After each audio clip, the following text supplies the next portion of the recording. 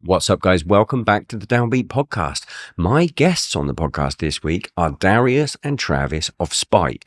Now, Travis, the drummer of Spite, has been on here before, but Darius has never been on here. We talk about their unbelievable new album, New World Killer, as well as life on the road. We also talk about how they've managed to stay consistent and get bigger and bigger without ever compromising on being outlandishly heavy. Before we get started, I want to let you know we have a Patreon, patreon.com/the Downbeat. On it, you can get early access to episodes. You can get ad-free episodes. Basically anything I do, you get early.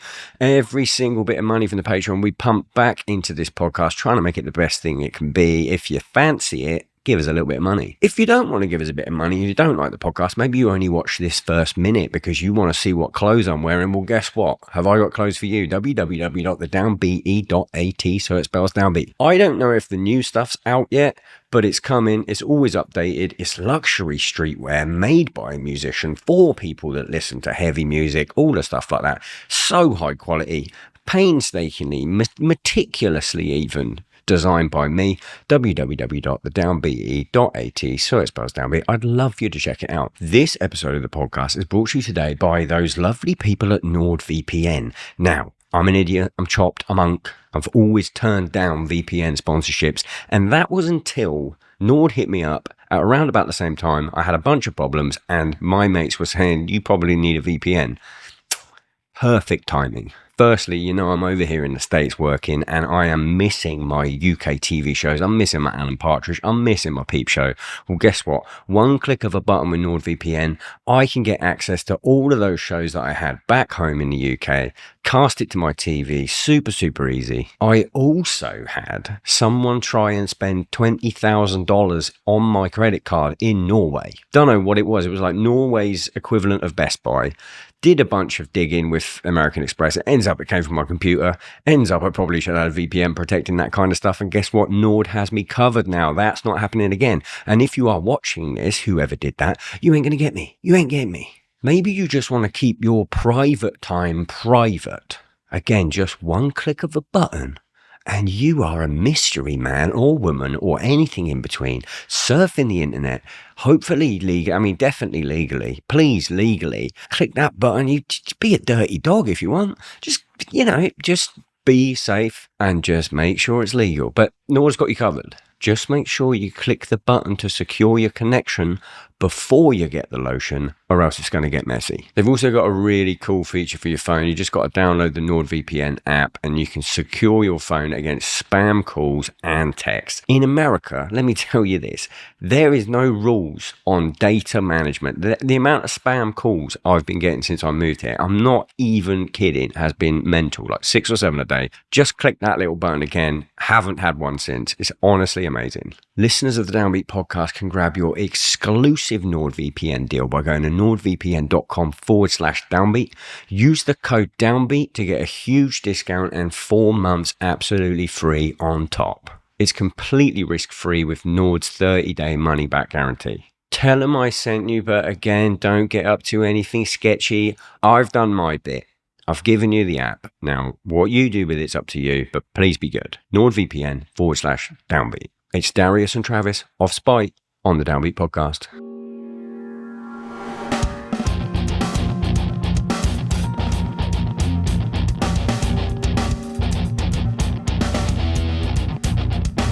Spite! Hey, Most of Spite.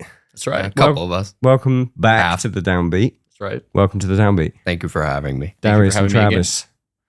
Fuck yeah. How does this compare? This is a different rig for sure. You're 100% less about to move than last time I saw you. Was that before I moved? Your house was packed the fuck up, dude. Oh my God, yeah. And I cancelled Devin Townsend for you. That's right. Still regret it to this day. No, I don't.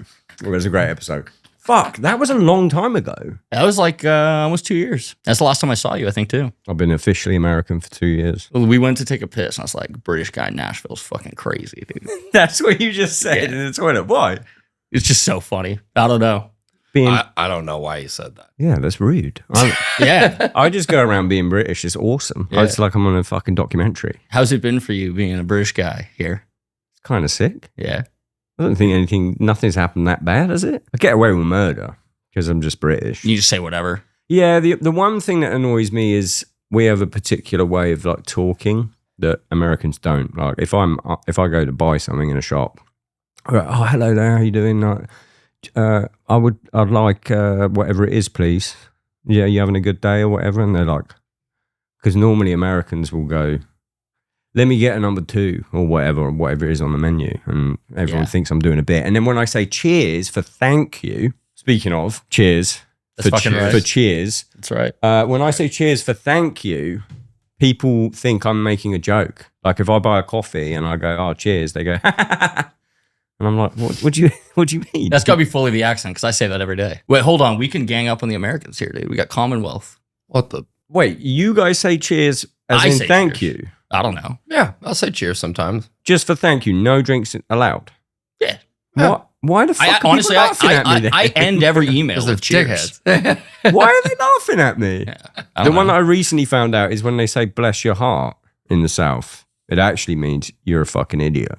And I actually heard that a lot. It's like being like, you're kind of stupid. Yeah. Oh, bless your heart. Yeah. Get the fuck out of I here. actually heard that a lot before someone told me what it meant. And then I was like, oh, wait. So everyone thinks I'm dumb. It's crazy because you're so nice and like welcome and impressionable every time I see you. That sounds sarcastic. What does that mean? Go on. Every time I text you, it's like, this fucking guy hates me, dude. I said that on the last one and I'll say it again, dude. No, actually not today. You know what? You have been better. You've been better. What are you fucking laughing at? I love that this comes up every fucking every podcast. single podcast. No. And it's He's like, pulling up the receipts now. I always Yeah. try Dude. saying that, like, even as his partner, the person that he like goes to bed with every single night, when he texts me, I think I'm in trouble. It could be like, hey, have you done what it is. the laundry today? I need some boxers. And I'm like, oh my God, he's going to hate me. He's going to try to murder me. Happened. No That's bullshit. never happened. Yeah. But it was an example That's of something such a bad so tedious. example. He can text me, have you done the laundry today? Have I ever texted you? No, you've never done that. But it could be like in the sense of something so minimal of doing the dishes or just something around the house. And stop then his using it as tone- housework. Yo, this is I've This is never like- asked you in text to do housework. Let me Get say a good this. example, please, but leave Okay, all this in. I'm being gaslit. I can go through my text right now from you. Didn't do the fucking dishes today, though, did you? she's gonna be like, you asked me to wash the floors. With my tongue. Did you Jesus scrub Christ. the toilet yesterday? Wait, did I actually say that? No. I was That gonna would've say, been because your awesome. shit stains were in there, so Did a paint job in the toilet, dude. we got separate toilets. I got downstairs, she's got upstairs. That rules. It never the twain shall meet. You're not like facing each other doing battle shits. I mean, I'd love that. That would be awesome. What's your text tone like? What's his like? Let's get Darius actually sometimes, he could be a little like scary sometimes. Not now because I'm used to it. Pussies, man. But when I was like Pussies. new in the band and I wasn't a member, I'd be like, I think you were just a pussy. I keep it. Daddy I keep- Darius. I keep it short, but like sometimes You're I break out. Yeah, my bad. I keep it short, but sometimes I break out and I like to harass my members and start going at them. But Yeah, that's good. I'm not a big texting guy. It's like I just want to get the message across, and then that's That's it. me. Right? Yeah. Here's the content. I don't need the fluff. I don't need the Yeah. You know, If it's a important, it'll little be smiley face can go a little long way. You know, That's true. That's real. The smiley face changes everything. Yeah, but so Maybe you need here's, to implement some emojis. Dude. here's what. No, okay, that's a separate conversation. But here's what I started doing was just putting loads of like exclamation marks. you're Right? excited. And then and that was because my friend Eric that works on Seth Meyers, when we were doing all the business like before the show, it was all in emails, but it was other people. We were friends, but it was other people on the emails. And he told me before, like, bro, you text like a serial killer. So in these, I was like exclamation marks, way and to he was put like, it. now you're just doing too much. Now You're a just look sociopath and a and serial I'm like, killer. oh, well, I'm masking. Yeah. I'm trying to be friendly. I get it pretty often. A lot of my friends are like, you're hard to read over text. And in my head, I think I'm really nice. Do you get it in person as well, though? I think in the beginning with a lot of people, but once they get to know me, I think they're like, okay, you're not so bad. Yeah, I get it in person as well. Yeah. You're so stoic. Well, for the first while, Fuck, relax. I'm thinking about things. he's a big FaceTimer, right? That's good. So, Yeah. which is dope. But like at Yeah. first, he's an early guy, so it'll be like 8 a.m. sometimes, and I'd be like getting a FaceTime from Darius. I'm like waking up, it's like, I'm getting fired. Oh, yeah. What did I even What did I do? Which one of the 42 things that I should have been fired for am I getting fired for? I think I'd prefer being a FaceTime guy, but no one FaceTimes me. They always text me. Today, you got stage fright, liquid IVs now. And I'm like, yep. And it's like a friend. And I'm like, if you're a friend, just fucking ask me for it. But it's like, oh, that's cool. And then I go, do you want some? And then they go, oh man, I couldn't do that. But They do the runaround. Oh, just ask me. Now you got to be direct. That's honestly one good thing I've picked up from these guys is I always be so anxious. And like one thing I've learned from them is just like be direct and just whatever you want, get out of the way. You don't have to be scared. Autism maxing. Dude. Just go straight in. This is what my brain is. Let's fucking go. Yeah, literally. On the emoji thing, you guys obviously have a group chat for the band. Do we ever? Got any cool stickers? Yeah. You got any cool There's a couple stickers? of me in there, I think. Remember that conversation we had before the podcast started? No, Let's add this to the list. What? Oh, you can't talk about the stickers. Well, I mean, we can. But I mean, you got stickers that you can if tell you me do about. something Every stupid, group it's chat me more than anybody. If you do something stupid, I'm turning you into a sticker. I'm using it forever. Yeah, no, that's fine. Yeah. Give me an example. I have one of my feet that I really don't like. I have one of Olivia my took. balls on his feet. Oh, yeah. There As we a go. sticker. Yeah. And that goes in the group That's chat. fucked up. You know that, man? He was- How did they get there? I was asleep. I Wow. was A asleep. foot out the Let me- bandwagon curtain. Which and never happens. doesn't. I sleep like a vampire in there. Nothing comes out. I'm in there. And apparently one night I had a hard night and I was sleeping in and my foot was hanging out. And I woke up It's like the Wicked Witch to of a the West. photo of his balls on my foot. The funny thing is, there's also a photo of me doing it. So there's a photo, like But- a POV, and then there's a photo But- Behind the down scenes. hall, That's- yeah. That's not cool. No, that's cancelled. Well, he doesn't like men's feet at all. So if It's your his own foot, feet, though. but if there's feet sticking out of your curtain, you're waking up to it in the group chat every time. Oh, okay. So Oh, yeah. What's the So deal I with was you like, not I'm getting liking them men's Oh, we got feet? from my feet to other people's feet. Wait, now we're getting to feet on the Okay, downbeat. feet on the- we're 2 minutes in. Travis, you did not segue me into the that. down feet. Wait, you got a fear of men's feet? down with feet, dude. There's no reason I think a man should have his feet ever exposed in public unless they're at the beach or the pool. I agree. I agree wholeheartedly. Is that fucked up? Yeah, they're not No, nice looking I think things. that's- You know, my beef, and I know you share this one, is like 4K drum playthrough, foot cam, barefoot. Bro, Love you, Bryce. bro. I No. refuse to put a foot cam in my That's studio crazy. No. because Put your I'm feet playing away. socks. You're a man. Put your feet away. And like, I can't even like put my feet up on the kick drum to relax without someone going, "Ooh, feet." Do you play live like that? Did you? Last tour, did you? Damn, Loved couldn't it. do it. Loved it. I couldn't. It's definitely fucking. I was a couple of times in like a hard kick section drum podcast Shit. that I slipped off the pedals. Yeah, fuck Got that. my slippy little, I got slippy fucking little feet. skate grip all the way up my shit, bro. Yeah, that'll tear me right up. Yeah. What about women's feet? They get Now past. we're talking, bro. Don't They- do this to me, man. You can say. I love women's feet. Well, you didn't have to say that. You can say I'm neutral. I'm ambivalent. But I'm not, and I'll keep it straight with you. But men, let's just keep it about the men. Men, But you are a foot guy. It's fine, bro. I can appreciate when a woman has a nice pair of feet. I think that is an attractive thing. Yeah, I agree. I Yeah, agree. I'm And that not would even, like- explain the hatred of men's feet because they Feet are are like for the- women only. They are It's the like a- antichrist of Yeah. women's feet. Yeah, I don't have a phobia of men's feet, but I agree with him on that point. And I don't have a kink for women's feet, but I also agree with him on that point. So I can't believe I'm here right now. I wasn't This- really like a. Yeah, I don't. This is your fucking fault. I know, dude. This This is a trap. This dude. is the This down. is a fucking trap. This is the down feet. I promise I didn't. down I with promised- feet. I promise Yo, I down didn't feet shirt. Let's know go. anything about Darius's extreme foot fetish until All right. Time out. until right now. Time out. Simon, keep it in. It's a foot hatred for men. Okay. Okay. It's a yin and a yang of feet. The lady doth protest too much. Okay, so what are you reacting in the group chat with that sticker of your balls on his feet? That one doesn't come out too often. I don't know, random things. It's honestly most of my stickers like don't really. It's just like random shit. you Yeah, know? I got some that are just like, obviously group chat. Some that are just horrendous. Yeah. But not like that bad. But I mean, like, I'm not gonna talk. If you're being like objectively cringe in our scene, I'm gonna turn it into a sticker. Oh, that is a sticker. Someone else He is a definitely sticker. he has. There's stickers of other people for sure. Oh, many. It happens. I'm not gonna name drop anybody Come because on, honestly, make one. no, because they're like if there was anybody I had a beef with, I'd be like, yeah, but like it's like it never somebody I'm friends with. I mean, people are going to flame me for the conversation we just had before, but if you're put online and you're a public person and you're posting every day, like Expect to be stickered. I'm Have just I been saying, like, stickered?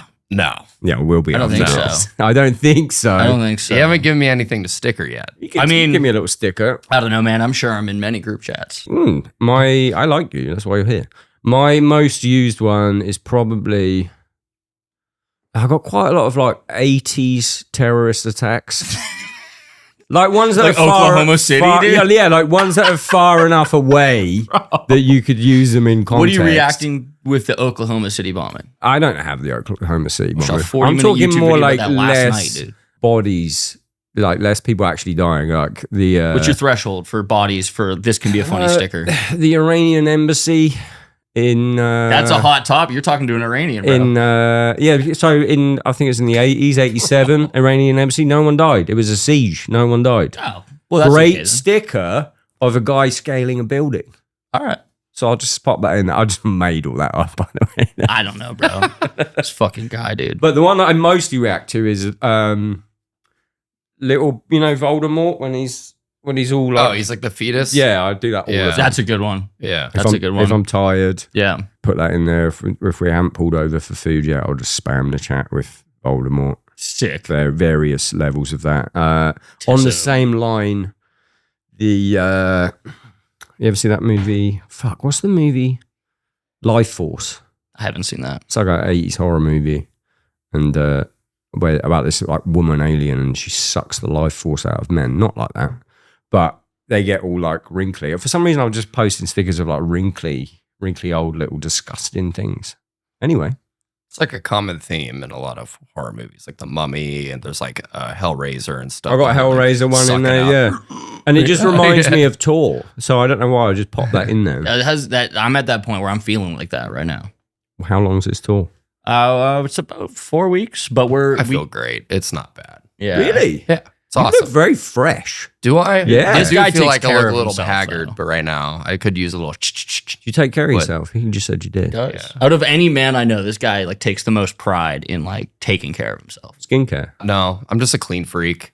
You know, Okay. at home, very, very like probably a little bit psychotically like tidy and I clean. Cleanest every day. apartment I've ever seen. Perfect No fucking- clutter. Smells like a fucking Le Labo store. Perfect bunk person. Yes. Yeah. Unless I don't know. My bunk is a little bit.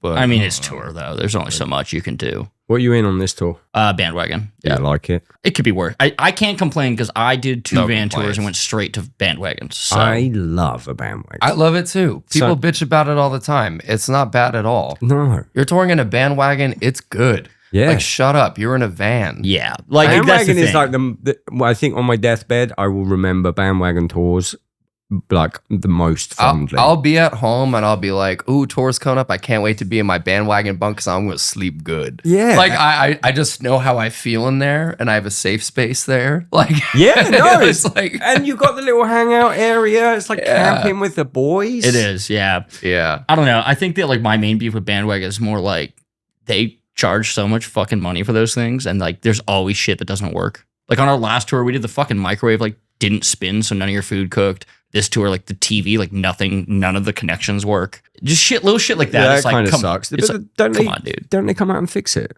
I don't know, dude. That's not my fucking job. I dude. think maybe because Tom was managing us as well as playing guitar. Like if something went wrong, Tom just went psycho. And Yeah. they sent a guy out like the I next day. And it think, got fixed. honestly, bro, I think in general, we've had pretty good We've luck had with pretty good luck. bandwagons. I see a lot of other bands post like stories when they're on tour of them in bandwagons and like shit with just space hitting the fan. heaters and shit. Yeah, and I'm like, we've never dealt with anything like that. Like, I think knock on wood, but so far it's been pretty good. Yeah, watch it fucking tonight. Our AC breaks. driver Yeah. is the fucking man. Like he's so good about like he's like, oh, if you let the gas go past this much in the generator, like shit starts to go haywire. So we got to keep it above this. Like he's really good at that shit. Who is he? What's His name is Jake. I don't remember his last name.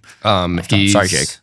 He's from Chico. He's been on other tours with me for a long time, just like over the years, driving vans for other bands. And he did the last tour with us before this. We had just had a really good experience with him. I think that's the key. You get a good bandwagon driver that not only knows like, hey, bro, you can't drive this like a fucking car. Like a Honda Civic. And then like is clean and knows when to hang out, when not to hang out and all this shit. Yeah, Like, Jake can hang out forever. He takes his Like, he's schedule, the his man. sleeping schedule really seriously. And I Doesn't just drink, appreciate that. like, He doesn't drink or anything like that. And he's just super cool. He's always in a good mood and very high spirits. And That's like, what you need. dude, he wakes up in the morning, he gets on the bandwagon when he gets there, and he's like, hey, everybody, you know what I mean? And like, we've had drivers that get on, they're just like, fuck you. You need to ask them to do something. They're just like, piss off. You know, like this guy is just like happy to be there and be a part of the whole deal. And that's so cool. That's so cool. You know, him. Guard team him. player. Guard him with your life. Yeah. Yeah, literally. I mean, bro, like, on the last time I was on the podcast, I don't know if you remember, but I just got off a tour where we had like the tour from hell. We didn't have a bandwagon, but we did the RV. Do you remember that? Yeah, and then piss we everywhere. fired our driver like after like the third, or it was like the first week.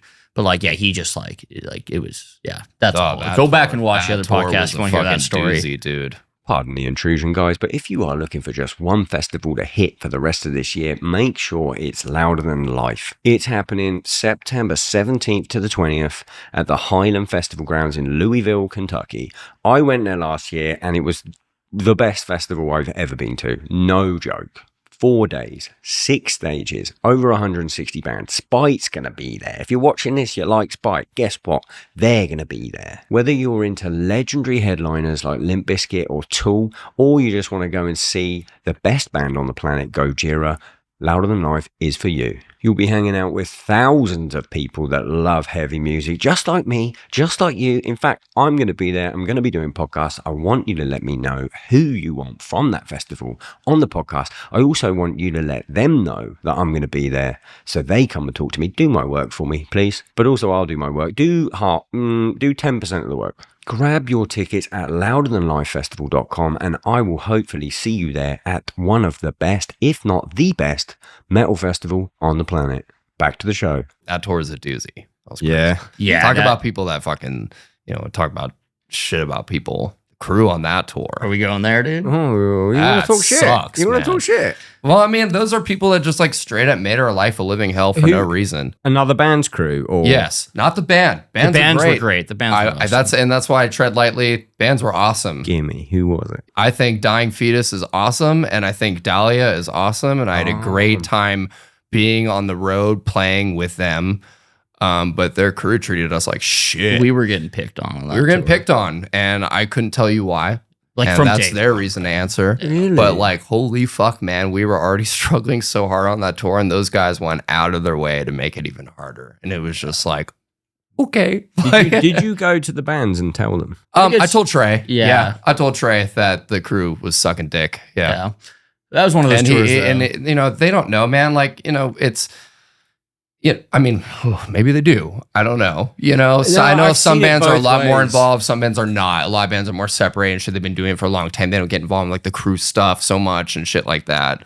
But yeah, man. I mean, it was towards the end of the tour, and it is what it is. Like we Yeah. can take it. We played but ball. like, yeah, it's just like I'm a mad adamant for being like, okay, when you're on tour with a group of people, like how can we make it easy for everybody? How can we make this an enjoyable experience? Because it is so hard to tour for everybody, no matter what level you're at. You just want to be a team player.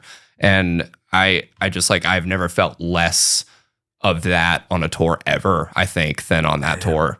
And I mean, I'll tour speak was my fucking mind, man. hell, It sucked. Yeah. Yeah. So, but besides that, like again, the band's awesome. I think Dying Fetus is great. I love the guys in Dying Fetus. Dahlia was great to Yep. us, dude. Brian Yep. was so cool to us. Like, he hung out like every night. Yeah. well, like, it is what it is. I've seen it. I've seen it both ways. I've seen it when the band truly has no idea what the mainly tour manager is being like, Right. and then I've seen it the other way where the band is doing dirty shit and they're just like using the tour manager to do it. Right. Well, dude, it's I like ain't gonna tell you. we would never do something like that. No. It's like we've been on so many tours. And again, like I have that outlook on tours when I Yeah. go into it. And, you know, it is on tour. Certain people don't like other people, and certain people have these weird little things. And I think there was a couple of people on that tour that were just really good friends with some people that had something out for us, and they just went in the tour being like, I'm going to make it hard for Spite.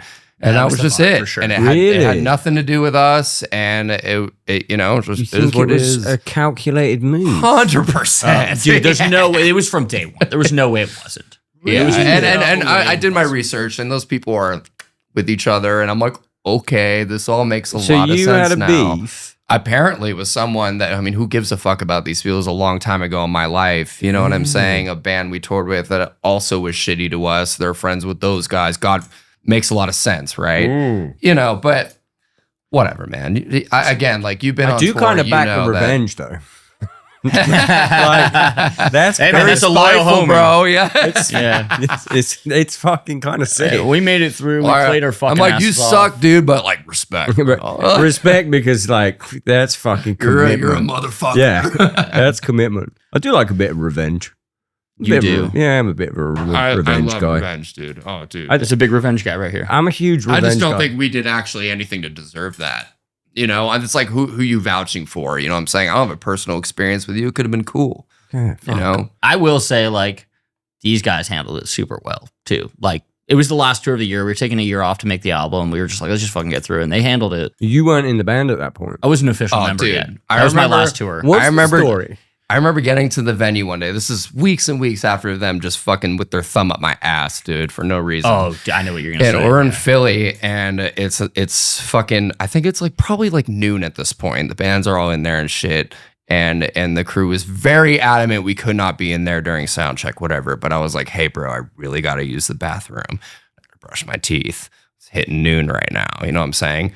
The venue guy was so nice to me, bro, and he was like, dude, I don't even want to tell you this right now, but like the tour manager of this tour came up to me at the beginning of the day, and he goes, I just want to make sure that band can't have any access to the venue. We're 3 of 5. Really? The other Just 2 that bands one. are in the venue at this point. That's the like And I'm one like, of so the I'm most like, insane hey, things like, I've heard. it was clear cut as fuck. Like I'm like, yeah. I'm like, I'll piss on the floor right now, bro. That's like, That's not on. and That is he bad. apologized, dude, because he knew. He's like, this is weird. This is fucked up. You know, he's like, I don't want to tell you this. Wait, you can't tell me what this is about? This is so juicy. Goes way back to other like bands. Who gives a fuck about? I don't even want to put their name on. Yeah, you know what I'm saying? like Bands Like, that shit like aren't that. doing shit these days. But what was the beef about initially?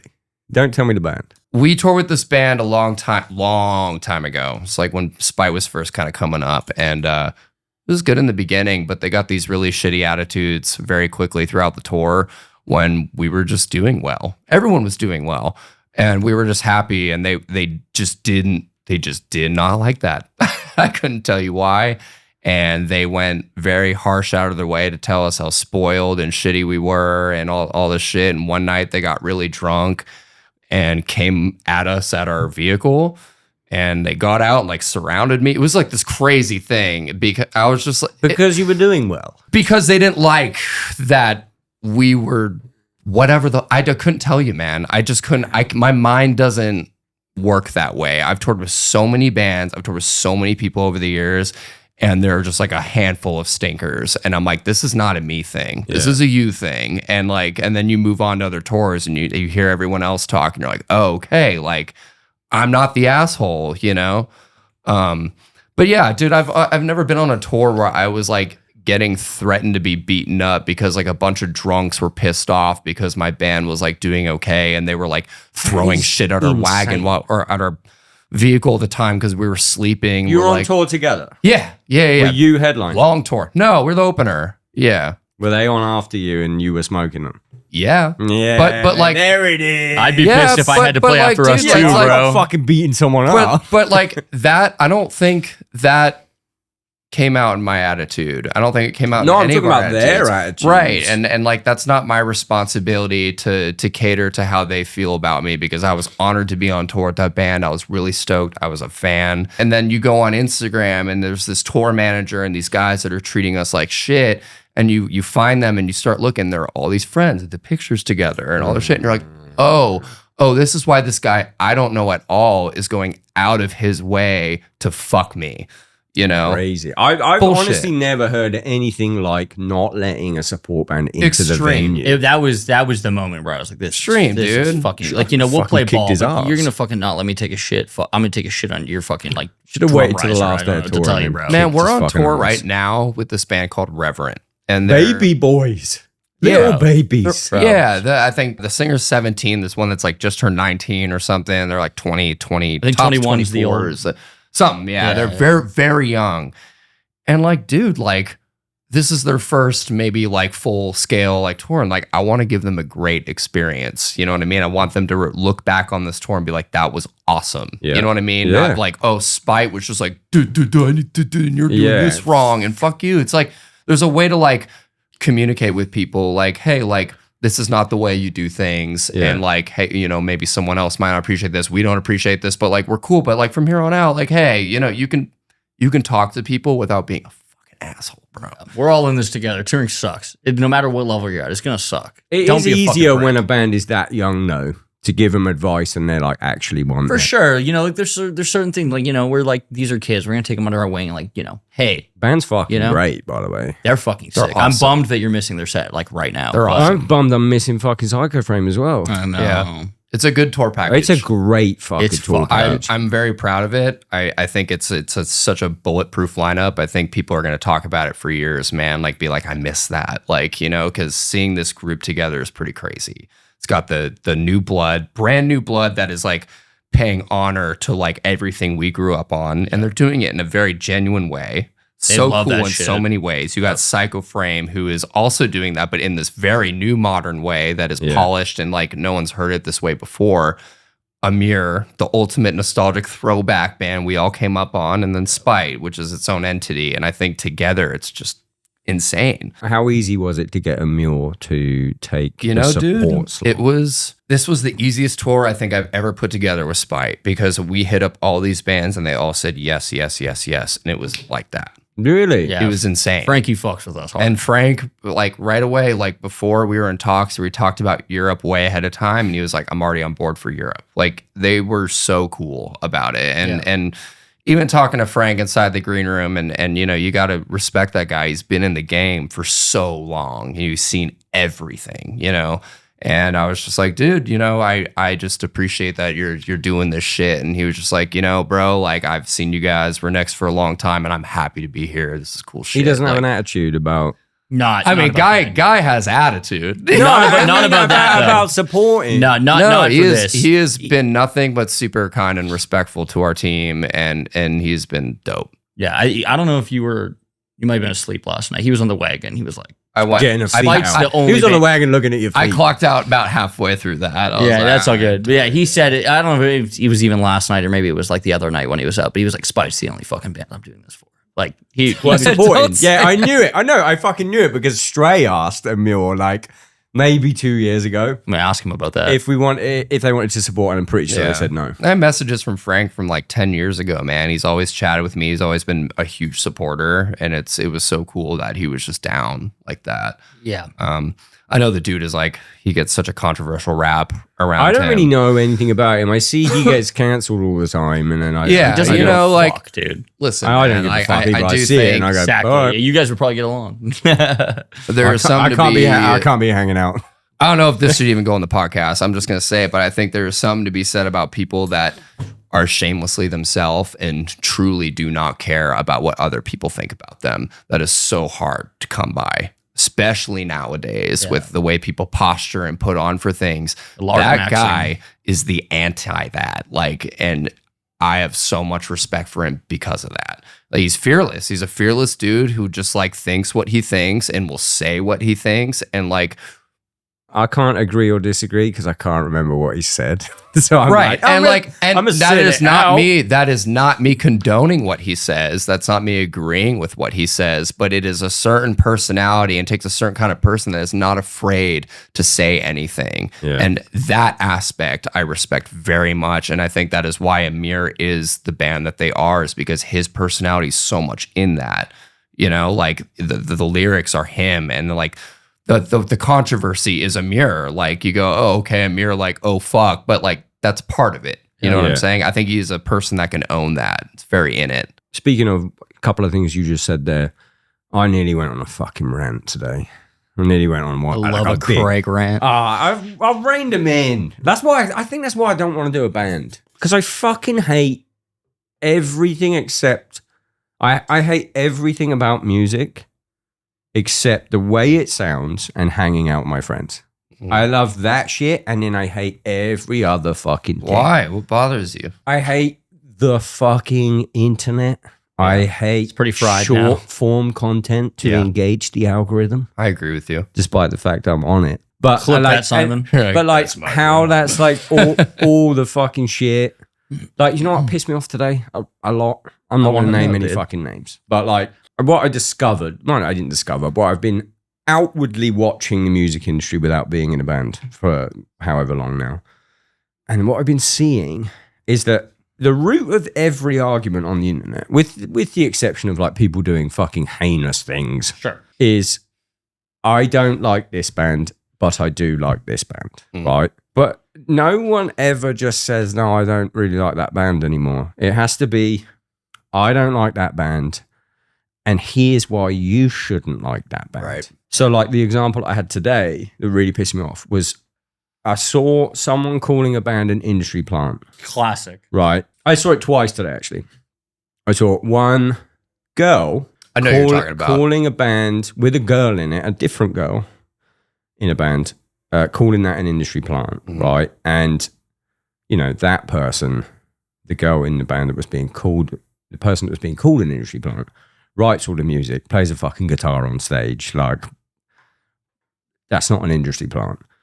Same person who called that person an industry plant was gassing up another well-known industry plant. Yeah. And like going nuts over it. And I was like, you just don't get it. And it was like, you're supposed to be in a band and you're supposed to understand these things and you don't get it. How are we supposed to expect everyone else to get it? It was just fucking pissed me the fuck off. I can't remember exactly what was said, but I think Chris Motionless put something out before their last record or their last like single they came out with talking about kind of that thing. And he said it really well. The parasocial shit. Right. And it's just the way people view, you know, artists and stuff is so crazy now. And people like, I just remember me going to shows when I was young and meeting artists. Nothing was tangible like that, for one, you know. There was a huge distance between me and the artist. And a lot of times, even with me, like the things people say to me at the merch table, sometimes I'm like, I would never imagine approaching someone that I idolized or that I looked up to and saying something like that. You know, it really throws me off sometimes. It's kind of, it's even disturbing actually a little bit. Yeah, you get it bad sometimes. I had fucking Zelly on here the other day and from Paleface, and he was like, oh, some girl asked me to spit in her face. Like, I got that the other night. You got that as well? I got that the night at the merch table. From a girl? And, you know, and listen, and you know, listen, I spit on stage a lot. You know, it just, We're a very I do spitty it. band. Yeah, but like. Get on stage then. And like, you know what, All she right. was... I don't think she meant any, you know, whenever she's excited or whatnot. But I'm like, you know, hey, like, you know, this on stage is one thing, but I'm not going to spit. I mean, like, the here, thing you is, know, it's like number one, it's outside of stage. It is sexualized. The spitting, number one, right? Right. I disagree. Which I'm aware of. When I posted that Zelly thing, a lot of fucking little incels were in the comments going, "This is sexual assault. If a man did this, blah, blah, blah." And I was like, and I have to be a little bit fucking patriarchy here and be like, that's not sexual assault. Like, come on, relax. However, I actually worry for the girl, I worry for the girl in your case and in Zelly's case. The day that she says that to a singer of a band, and he's a fucking piece of shit. And he goes, lots of them. I'll spit in your face later. Right. And then meets up with them and fucking Right. does something fucking Right. horrible. Horrific. Yeah, that's a real thing, bro. It's a real fucking thing. Don't be going asking for Yeah. spitting. On Because you the might same just side with get the it. comments you're saying about Zelly, like there was one time there was a girl that came up to me and she's like, "Can you sign my boobs?" And I was like, "Fine, Yeah. I'm okay." Like, sure, like, you know, I get it, rock and roll, like whatever, you know, like she didn't pull them all the way out. She just wanted me to sign like the top, whatever. And I said, okay. And a girl came up to me after that and she was like, "I'm so sorry you had to go through that." And I was like, I appreciate that, but like I said it was okay. I'm okay. This is what I hate. Right. Like, we are just You know, everything like I hate about music. It's just like there's so many angles, and the way people view things is everything is so intense all the time. And it's just like, no, it's okay. This girl's having a good night. She's excited, harmless. Like I didn't think twice, you know, like I didn't go home going, oh my God. Like, oh, the way she asked me. And I could have said no, and it would have been fine. And you could have had like, okay, so you do it. Girl after says, I'm sorry you went to go through that. And then girl after her or guy after them goes, you know, you really shouldn't have done that. Like you just literally can't fucking win. It's hard, man. Good on you for doing it. The Motley Crue thing. You know, for me, dude, it's like I've always prided and this tour's been really hard because going into this tour, I was like, you know, every tour I've done prior, I've always gone to the merch table. I hang out at the show every day. I watch all the bands every night. Like I like being a part of the environment. It's what I grew up on. It's why I'm here, you know? But on this tour, it's like, oh, I'm not supposed to show face. I'm not, you know, because I'm the headliner. You know, I can't just be out. Well, you know, I'm encouraged not to, you know, because there's the VIP. I don't want to take away from the bands playing if there's a crowd around me or something, you know, shit like that. But I take pride in meeting all the fans and giving everyone the time and giving everyone a pleasant experience. I think that's so important. I do think that is why Spite is partly not. Of course, not all, but like partly successful the way we are is because we've created such an intimate experience with our fan base, and that I'm not just like, fuck you guys. You know, I can't respond to everyone on the internet. I can't do all that shit. But when I'm at a show, I'm clocked in. I'm there. I'm present. Of course, I can take a picture with you. Of course, I can say what's up. Let's take a group picture with your friends. You know what I mean? Whatever, you know, that made her stoked, whatever. Am I going to spit on you in front of a bunch of people in front? No, you know what I'm saying? But like, there's this level, I'm comfortable with what I'm doing. If I'm not comfortable, I'll say I'm not comfortable, you know? Do you think it may reach a point though, where it just becomes uncomfortable? The level of the parasocial stuff. Yeah. I mean, I've had a lot of uncomfortable experiences. Even now, dude, I have this like account and all my friends hit me up about it, dude, because they've dug into stuff that like I didn't even know existed anymore from when I was like a kid, and like friends that I haven't talked to in like 15 years, and like, what are you, sleep token? I don't know, and dude, yeah, like, right. It's starting to get to that level. AI, like this account where they're making AI videos of me now, like in the bathtub, like ripped like, fucking naked, Christian Bale, and then like, me at like baseball games and shit, and I'm like, dude, like, what the fuck is going on? Like, dude, like they're like posting stories that we posted like years ago. And I've like my childhood these? friends hitting me up, be like, yo, damn, like what the fuck? And I'm like, dude, just like, what is it? Instagram? Everything. I got a guy at Meta. If you want to find out who it is. Yeah. Low-key. Yeah, I mean, I could just block him, I guess. I mean, bro, like even like find out who it is, bit of revenge. Even bit of revenge like never hurt anyone. My fucking partner like snapped at this account a few months ago because like me and her like went out and got pizza, and she posted a picture of me like with the pizza, and within like 10 minutes he's an AI photo of him like fucking reposted like me and my girlfriend with the fucking Why was pizza. it AI though? Because this guy's having a great time. Whoever it is, the same photo, but it was just like, it's just like, dude, Yeah. like, yes, like this is public, like, you know, like I know there's gonna be people in the fucking comments. They're like, oh, but you posted it, so but it's like, dude, like I shouldn't have. I mean, to, I like, did literally just say that. You post something on there, people are Sure, gonna but it's come like- at you. like, You know, bro, it's like- I mean, is this not just an indicator that you've made it? Like, It's just like it's no just one is weird. normal. oh yeah, no, it's fucking normal. It's for sure weird, but like right now, it's like relatively harmless. It's just weird though to like go There's and like smut. follow everybody in our. Yeah, there is spite smut about me on Tumblr. Yep. That's sick. That's awesome. I'm literally because low-key the I one was a writing I was a that. Tumblr boy. You know, when I was growing up, I was very into How old that are you? shit. I'm 31. Mm. And so when we were in the studio making the record, I was like writing lyrics on my laptop. I'm killing time, I'm staying up late. And I'm like, I wonder if there's like Spite fan base on Tumblr. And so I'm looking up Spite on Tumblr, and I'm like, mother of God. Like, That's how you know you've made it. Like, I don't think that's parasocial. I think that's just fucking. That just means I you're couldn't even famous. read that shit, dude. Like, People are gonna do what Imagine they it's want to all do. about but- each other's feet. Yeah. I mean, It that will be now. We fucked it now. That's out there. Madison just got a text that was, "Are you coming tonight?" We're in Nashville. There could be a million things on, but it was just, are you coming to Tour mine? of the year, Dude, Nashville's always been hard. It's always a tough hasn't market. it? But now it's good. Well, Yeah. even Sean tonight, I mean, it didn't sell out tonight. Yeah. I think we got close tonight, but even our manager, Sean, was just like, dude, everyone and their mom hit me up tonight about this show. So it's got to be cracking. Like, Is it Eastside Bowl? Yeah. Yes. Great Yeah. venue. Yeah, Is we it? played there when on Body Snatcher. It was awesome. Yeah, okay, I love yeah, it. Nashville, Intimate, yeah. particularly this lineup, you're going to have a great time. I would say Nashville's hardcore scene is better than its metalcore scene. That's how I feel about the Bay in California. Mm. I feel very similarly. I don't think it's a dead scene, but I think for hardcore, it's popping. For metalcore, deathcore, it's a little bit harder. Deathcore and hardcore are really fucking melding at the moment. It's like the good old It kind days. of all is. It's like subgenre I and agree with you subgenre. too. I think it's funny though, because like I think a lot of our hardcore people shit on deathcore bands, but like when the deathcore bands show up to the hardcore show and they play the breakdowns, everyone's like, "Oh my Yeah, no, God." but where's the line? Yeah, Because, so I'm like, wait, Psycho so Frame. who's allowed to be cool, who's not?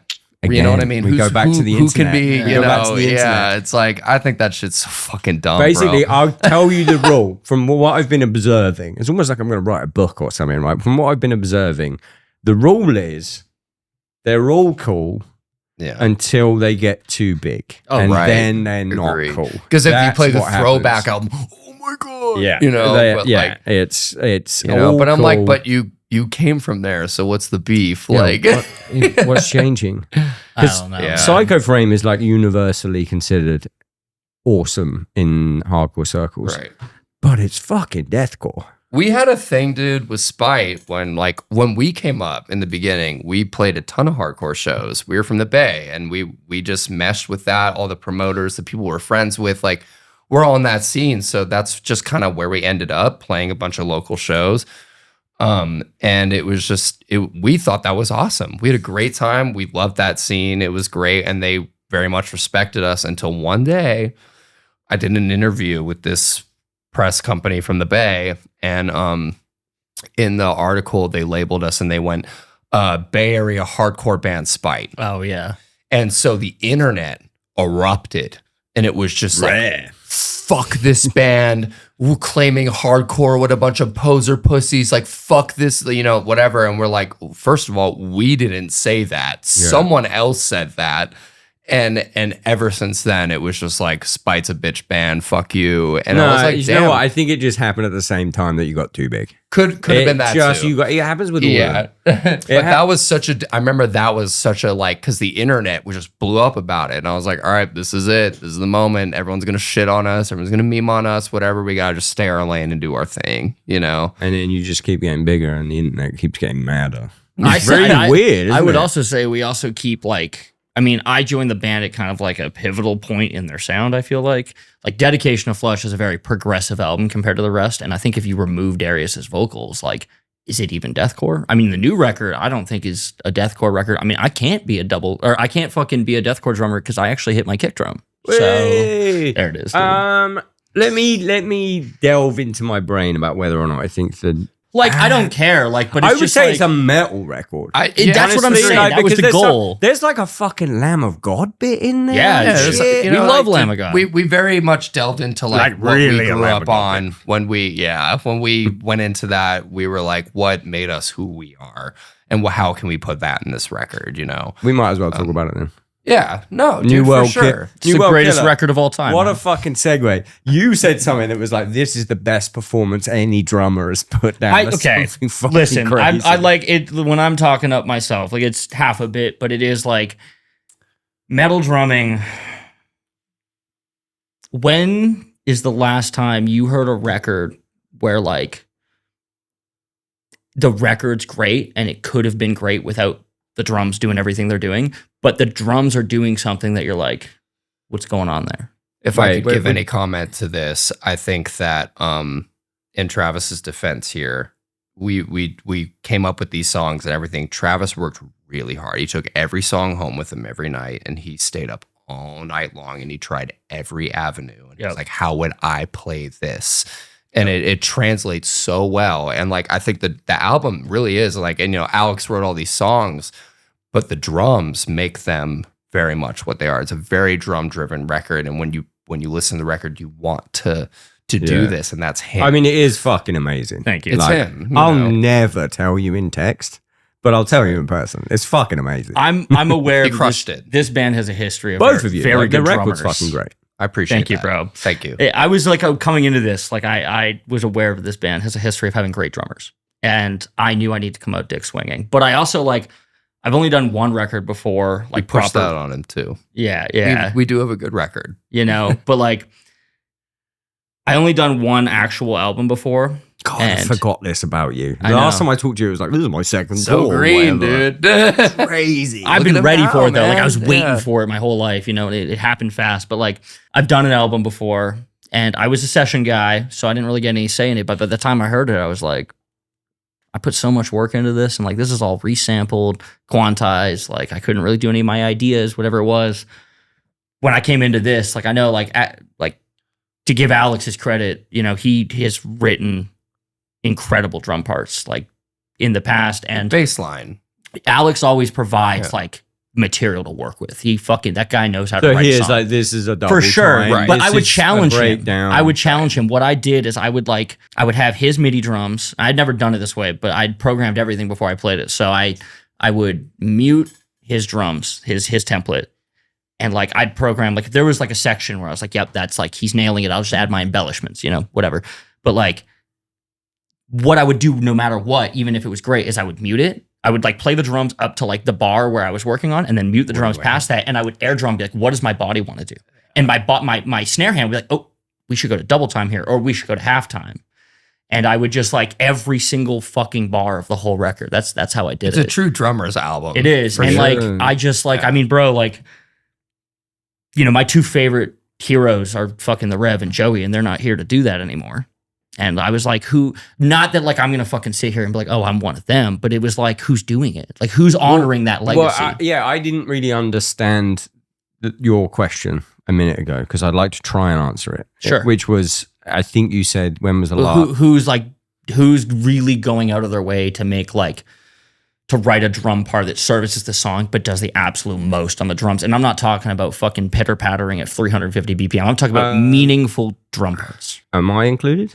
That's Sure. I mean, I for think- sure. I would say you're on that. I had the same outlook as you for Clockwork. 100%. I was like, Your drum parts this are is going to fucked be up. my fucking magnum opus. Yeah. I'm going to be in the fucking lab 3 hours a Yeah. day. I'm going to fucking do it. Before that, I was kind of fucking dialing it in. It's hard to say who's doing that now. You found a sweet spot between putting yourself out as being like, this is who I am as a drummer, this is what I do, while also paying tribute to what made you who you are. And I think that's what you found. You found a very good sweet spot there. And that's great. I don't think it needs to be like who's doing that, because that was a little bit of that. But I actually want to think about it. Like, I'm sure there are those. I guess more what I'm getting at with that is like, I'm not a deathcore kid. I'm not inspired by bands in the genre that we're put into. I my dad, like you're wearing the Demu shirt. My dad showed me Demu when I was like 4. Shout out dad, by the way. But like, terrible parenting. awesome. Are you sure? Because I turned out fucking wicked, dude. No, I'm joking. I don't know. The best shit comes from when it's not inspired within the genre. And like, I'm not a deathcore drummer. I don't want to. 230 agree with BPM that, is but- plenty fast.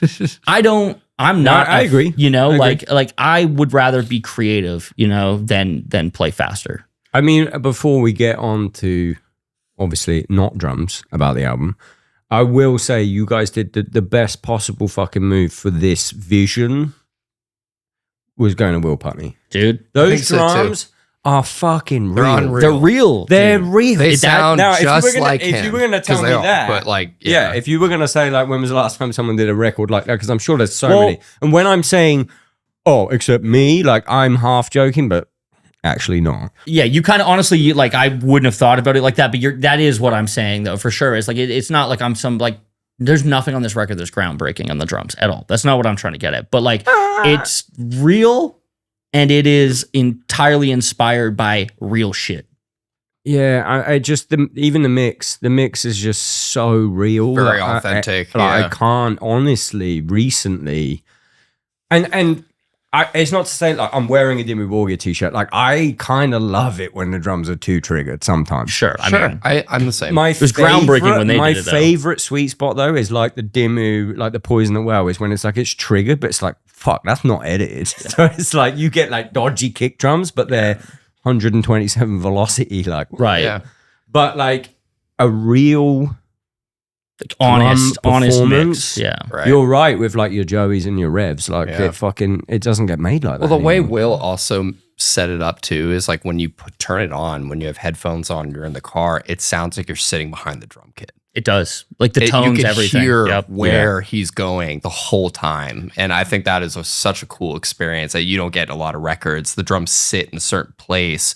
You're really like, you're with him in that album. It's really cool. Did you guys do the whole record with him? Yeah. We stayed there for a month. How well do you know Will? That was our first That was time. our first time. Okay. We knew so- him well by the end, but So Will was like one of my favorite people on fucking earth. I love but him. I It's also great. know if Will turns down probably 5 or 6 bands per day. So I know like, that. He, So, yeah. but he will only work with a band where he's like, Yeah. I can make a sick record Yeah. with this Yeah. band. So like whether you know it or not, like that's a fucking badge of honor that Will Putney goes, okay, I'm going to do a record. Right. I've been in, fuck, can I even say this?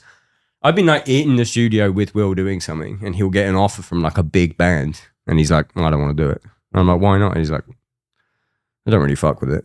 And I'm like, that's just the coolest shit. well, he can do that That's now. so- yeah, like but he's it's at that so level. It's so cool to just Yeah. be able Yeah. to be like, maybe he means I don't fuck with it as in like, maybe I can't bring something different to the table or whatever. But like, I just think it's really cool. Someone like that just goes, Well, like, here's a spite offer. And he goes, yeah, I could do that. And he fucking can. And he knew his Well, shit. Like did he he? had researched us. you could tell that, especially by like a couple, 2 weeks into the record, for sure, you could tell that he cared, and I think that was a huge thing for us going this record is like, we want someone that really understands us and really wants to do a spite record, not just make a fucking record, Yeah.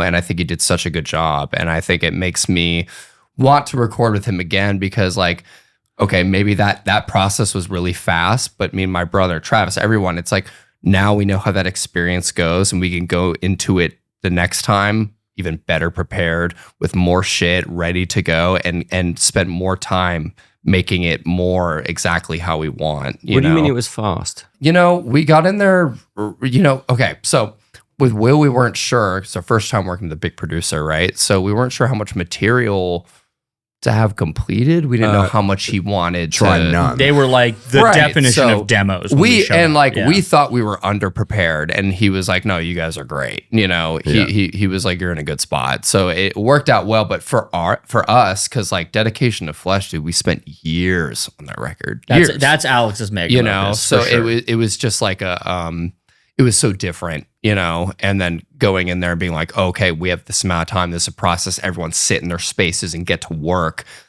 not the spite way, So Yeah. it was a very just like, and I talk about that when I talk about the record, like how did it come to be, even pre-Will stage when me and Alex were getting together and demoing out, and Joshua Tree was like, what's the message of this record, instrumentally, when we want to like make the music, just like, Travis, Ben, me, Alex, we get in the room. We have all this like experience under our belt, these records, this touring, whatever. What's the most visceral thing that comes out right away that's natural?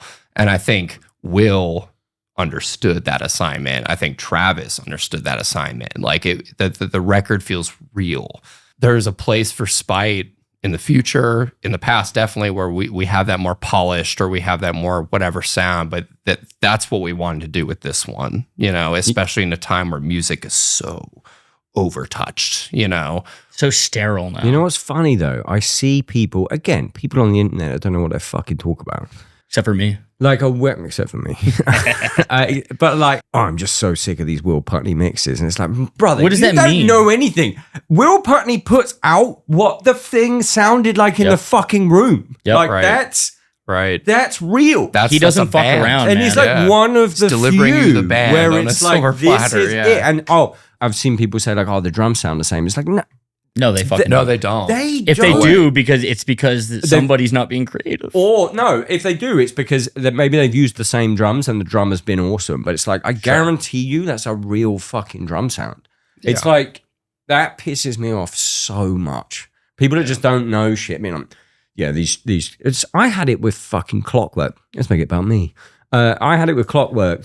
The drums are over triggered. And I was like, motherfucker, there's one sample on this record and it's the St. Angus snare drum. Hell yeah. Like, you told me that. You just don't know what you're fucking talking about. Shut the fuck up. Will actually, when we were in the studio, he was, because you'd done that sort of recently to when we were in there, and he was like, Craig worked his ass off for this one. Like, he told me that when we were tracking. He was like, he was so proud of me. Yeah, and I wanted him to be proud of me. he was, dude, because he told me, he was like, yeah, he came in and fucking smashed. I've never seen him like that before. Because I remember, so it was just thinking about Will Travis experience. Oh boy. Coming into the studio in the beginning, because he requested all the drums, that he all the cymbals and all the mic inputs and everything. I remember Will coming to me and Alex on the side, and he was like, "Is this guy really that good? Because like this is kind of ridiculous." Yeah, I was deep. I think he might have asked me. Probably. And then he gets in and he crushed it. Will was like, "No, it was legit." Well, especially with some of the parts, like he heard them and he pulled Alex aside. He's like, "Can he really play this?" Which I like. I don't. Which is great. I though. understand it, man. That's a good producer. It's a real thing. There's No. one thing to be able to hit the drum where you're supposed to hit it, but it's a different thing to fucking play it. When did you record? Let's go find out. That would have been It was like May. It was to May, June June of last last year. On that front too, like with it sounding like me, like I had never worked with a producer like that. So I was going in prepared for the like, oh, we use this snare drum. I like to use these cymbals. I want to use these shells. We got there at like midnight. It was like 2 a.m. by the time we were actually shooting the shit that night that we rolled up. And he was just like, what do you like? Like because I was asking him, he's like, what do you like? What's the best drum kit you've ever played? You said that to him, or he said that to you? He said that to me. And I was like, yeah, I mean, I brought all these cymbals, but here's like what I normally use. He's like, all right, well, I want to sound like you. So let's use your snare and the cymbals that you like. And then he was like, what's the best sounding drum kit you've ever played? And I was like, Star Babinga, bar none. And 2 or 3 days later, I come downstairs to have breakfast, and there's a Star Babinga sitting in the fucking living room, bro. I'm looking at the text where he's talking about. What do you say? Yeah. What do you say? On Expose him. 12th of May, 2025. Let's go. He just sent me a text. Star Babinga kit, and the sizes. Do you think it's worth grabbing at 6,500? And I said, blah, blah, blah. Yeah. He got like a 1 of 5 kit or 1 of 3 And then kit or he sent me something. photos of it. Well, he was literally like, Is this guy worth the squeeze? he was literally like, well, I mean, if I don't like it, then I can just sell it and it'll be fine because it's a good deal. But if Will's I do gonna like it, watch then this. I can He sit said too. this. Gonna hear Travis's impression. Everybody does an Ah, impression of him on here. fuck. That's how I started. I heard him doing it like years ago. Or don't blame it on me. All he said was, this Travis kid is fucking good. That was it. There you go. Clip that, Simon. Clip that and send it to me. One random text That's right. while he's got the kit. He told me I'm the best worst drummer of all time. The best worst drummer. Because like, so if You you've- took my fucking spot. That So, was my spot. if you've listened to the first song on the record, The Disaster, as far as I'm concerned, that is like my magnum. Yeah, you got opus. the little drum break in it. Well, and that song was like the first song Alex sent me for the record. So that's like really the only song I went in on at home. I spent like a month before we went into the studio on that. Cause I was like, this is an epic. This is gonna be I think they told me this is gonna be the first song on the record. I was like, all right. And I like went the fuck in. And even by the time we got to the studio, it changed even more. But like I wrote insane drum parts for that song. It you know, like I was like everything I wanted to do on the album happens in that song, and then everything else was you got just a big like Joey bonus. Jordison fill in there. That wasn't in there yet. That drum Oh, really? solo, I remember waking up and I was in I the stayed up morning, I all was night. making coffee and Travis was already awake. I don't and think he I was- slept. Yeah, he was super giddy. You know what I mean? And I was like, oh, Like God. 'Cause, delusional, like, oh, they're gonna love this. This is after, because like when we got to the studio, that's when Travis officially joined the band, right? And when at it- the studio. Yeah, we made the announcement and the so last day we were there. Travis's terms, which we were very okay with and we were prepared for, was that Travis can write his drum parts, and we want him to do that. Yeah. So That was like, a non-negotiable. For yeah. So like we come down, I remember that morning, Travis sitting there all getting, he's like, guys, hear me out. I'm like, I know, Like, I know, And because you programmed it. Yeah. so basically, like I said to them, I don't think I really described what I meant in like enough detail for them to really understand. But I was like, I want like a drum moment. you're like like, think you're like, Slipknot. I extended this part by like Yeah, 8 so bars. Will was like, there was this part in the song where it broke before like a big breakdown hit, and Will was like, yeah, do crazy drum fill here. It was like a bar or two, and I was like, no. That's so like I had already started this drum part. It was already fucking insane. It was already like balls to the walls, because I was like, this is my first song on my first album with this band. I want to come out dick fucking swinging. Good for you. Dude, It had to happen. That's fucking all right? awesome. It had to happen. And so we worked pretty late most nights in the studio, but everybody had gone to bed. You know, Will's living room, like to the left of a TV, there's that little corner there at the desk. They'd kind of set me up there. I had 2 monitors with all my shit, and I stayed up till like, I stayed up all night, and I was drinking beers the entire fucking time. And it started with like, I was just like, I spent like fucking 2 or 3 hours trying to like, okay, I have 2 bars. Like, what's the fill I can do? Like, what's the statement I can make? And it just like, I was like, this isn't it. I need 2 So more. I literally took all the stems, cut them in half, and just added like 16 bars. Is it 16 bars? I don't know what it is now because I think it's 8. Yeah, I think it's 8 now. When I originally did it, whatever fills I do, I repeated each one twice originally. So it was longer. Okay, so it was someone, longer. Someone made the right call. No, for sure. It was we Phil. came down, dude. I was like, Travis, this is sick. But I was like, Yeah, Will. It's a single. It's a single. Yeah, no, like Will, like originally, again, like I'm not trying to sit here and be like, I did something groundbreaking. Like I listened to fucking like Iowa, and I was like, what does Joey do on the songs where they do that? You know, like people go shit or fucking Heretic Anthem. Like, what does he do? And I just kind of took that, and then like the stickings were kind of pulled from like a lot of rev fills, just sped up. Yeah. And I was like, what can I do here with this? And so I kind of like made it. It was too much for sure, but I was like, there's something here. And Will, like, you know, when you show something to Will, you get like 1 of 3 reactions. He goes, this is the best thing about him. So he either goes, yeah, I don't know about that. Or he goes, I don't hate it. Or he laughs. And if he laughs, and so he laughed, and they were all kind of like, all right, but Will was like, do each fill once, start the beginning, because I think I had like 2 bars of me just like ripping double kick on the ride, kind of like in Slipknot. Legal shit. To be honest, man, like we're gonna play that song eventually live, and thank fuck he told me to do that because I could barely play it. It is so, because it comes off of like 10 bars of like double ride with double kick, and then it doesn't stop. It's like single strokes at like, I don't know, like 220 for like fucking a minute straight. I remember. What song is it in the set? This is we're not playing it yet. We're not playing it yet. And you know, okay, so You're not playing a single. It's not a single. No, it's not a single. Yeah, it's It's just just the the opening first- track just on the the first- record. It's one of those songs where it's like we will play it, but we probably won't play it a ton. It'll be played on the correct tours for the right spots, you know. I do remember Will coming downstairs later that day, and he was like, you hear Travis's drum solo? And I was like, yeah. He goes, sick. He just kind of like keeps walking, you know, like Goes to make coffee. So what I was getting to with the best worst drummer ever. Yeah. So wait. Before you get into that, I'll raise you one more Okay, on bet. the Will having 3 reactions. What was your first one? So he was I don't know about he's that. like, I don't know about that. Now, let me just say That's the a sentence. Let me say the That's a sentence. choice. I'm not feeling it. That's when I know Will. Yeah. When Will And he says I'm that not dead feeling ass. it. Yeah. But that's a good producer. It is. It's a It fucking is. good producer. I mean, when we first got there, like the first thing we did is we sat down, we listened to every demo we had, and the first thing he said to us was like, "It's great, we don't have a last song on the album yet," yeah. which is just how not- New yeah. World Killer was written, and Alex wrote that in a day. What you were saying about like previous albums, we've had all this stuff prepared. We were worried going to Will, we didn't have enough prepared. I've done 5 records with Will. First one we maybe had 15 to 20 like bare bones of songs. Right. Ended up using 3 of them. Yeah. Next one, okay, Right. we'll come with 8. We used 4 because we got better at writing songs or whatever. Yeah. Clockworked, we went to Will twice, where me and Tom had a couple of fucking riffs. And then we went to Will for an extended weekend a year before we recorded just to write. And that was That's like, dope. and that's the best record came out of it. It's like, okay, we come here, it was like, maybe we have 4 or 5 riffs. And he was like, no, fuck them off for now. We'll use them when we actually track. And we just sat in the studio, like you're saying, and we just wrote songs with him. Right. Fucking. I think we probably would have loved another week or so to do that. You should.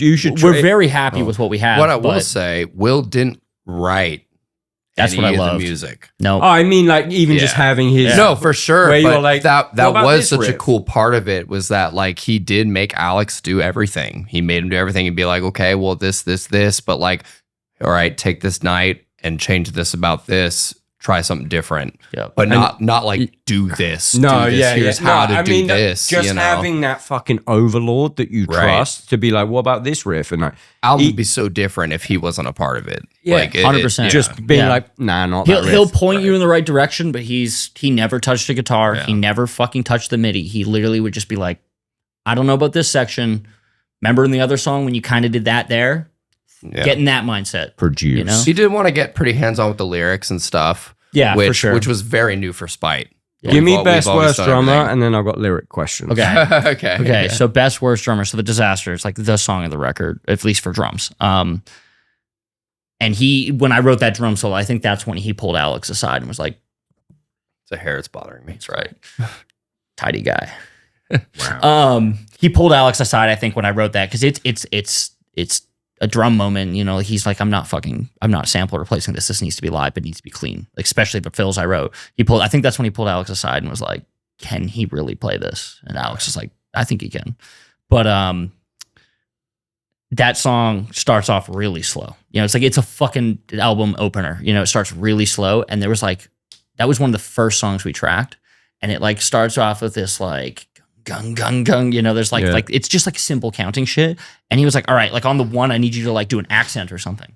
And it took me like 25 minutes. I was like, what one are you talking? You ever seen that clip of Dave Grohl? It was, He's like, I don't know what stupid shit that got him caught up for like the longest amount of forever. time. And like Will's sitting there like I could get in there and do it. Will, and Will knowing like what's coming. Like this is like, So that's every record I've ever recorded with Will, except the last one, because I was like, I don't want to feel like that again. Yep. Because it's horrible. Yeah, it sucked. Because he just goes, it's easy. And Yep. you're like, Yeah. that's not helping my like, brain. you know, when you're at his fucking drum spot and there's like the screen and like he's like sitting there and he's like, I don't know what to tell you. Yeah. But it's like count to fucking 4. And I'm like, what 4 are you talking about? Like, I'm counting to 4. I don't know where your 4 is, but like, I've got PTSD and I miss Will. So it's I know, like a I do combined too. thing. I love you, Will. But it was like shit like that, and like you could tell he was like, here we go, because like that he knew what the rest of the song was. Track one, and he's like, here we fucking go. We got past that, then we got to the drum solo in that song, which I know he was stressing about, and I think I did in like 3 takes. Yeah. Like it was just like, Crush the drum solo. because like that's the thing I practiced though. It was like I was like, I can that's count to 4, psycho whatever. over it. Yeah. Like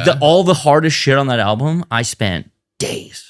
Yep. And You then, know? and then what is it's the undoing the muscle memory when Will goes or whoever goes, okay, now we want that accent that I've practiced 500 million times.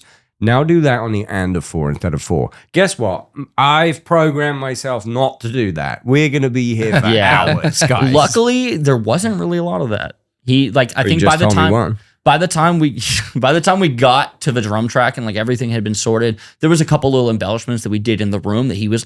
I'm like one of those drummers that like I never really play the same thing exactly the same twice. You know, I kind of like I'm very feel heavy. Like maybe the sticking will be the same, but maybe it's the splash, maybe it's the China, maybe it's a tom. I don't fucking know. Yep. He was very good about good. Oh, he was very good about that. There wasn't there wasn't really any rewriting of the drums once we were in the room, but like that moment, once I got it, I got the drum solo. Like I think the first take, I like got it, and then I didn't hear anything from the control room for like 2 minutes. I'm like, oh god. And then he's like, yeah, you're like the best worst drummer ever. What the fuck was that? How can you play that but not count to 4? You want to do a Will impression, so I can hear it in your voice. So just what do the it. fuck was that?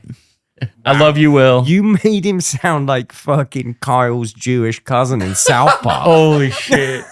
That's fucking bad. That's awesome. Anyway, let's talk about vocals. Yeah. You're quite placid for someone who seems so angry. placid? Placid but not flaccid, baby. Placid. Do you know what placid means? No. It's Tell a me big what you smart mean guy by word. that. So, like, if a lake is making no movement, that's a placid lake. Right, gotcha. So you're very chill. Americans would say you're chill. Guess what? I got a fucking dictionary. Placid. Yeah. For someone whose lyrics are so angry. yeah. Are you angry? Yeah. What's going on there? No, I mean, I talk about this all the time, but I got a sanctuary to put all that energy. And, you know, when I was younger, it was a lot more difficult. You know, I feel like I was a much more shittier dude, treated people like shit. You know, I was much more of an asshole. But as I got older, I really was able to kind of like put that and really put it in the right place, you know? Also with the last 2 records, I'm not the only one that writes lyrics anymore. So like coming from the Misery P, self-titled, Nothing's Evil, Root of All Evil, that's all me. Yeah. Dedication to Flesh and New World Killer, me and my brother split those. So we both write now.